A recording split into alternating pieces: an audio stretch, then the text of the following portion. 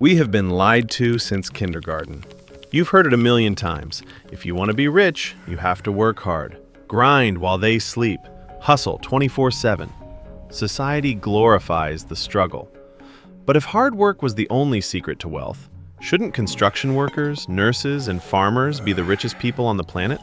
They work harder physically than any billionaire. So, what are they missing? The truth is, hard work is often a trap. In this video, I'm going to show you why strategic laziness is actually the secret to getting rich, and how you can stop trading your sweat for cash.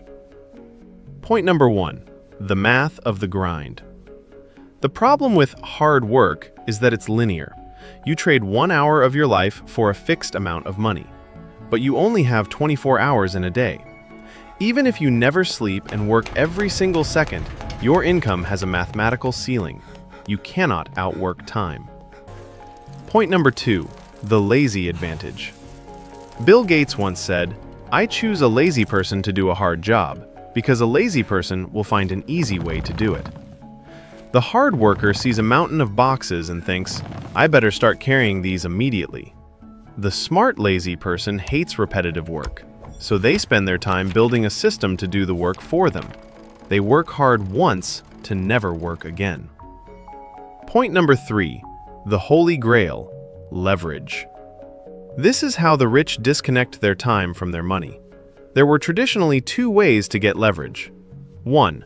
Hire people, expensive and stressful. 2. Invest lots of money, which you probably don't have yet. But now we have the lazy person's gold mine, code and media. I am recording this video right now.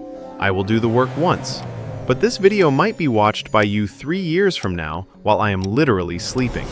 That is an army of robots working for me, 24/7 for free. That is strategic laziness. Hard work is honorable, but it won't make you wealthy. Systems will. If you want to learn how to build these systems, hit that subscribe button.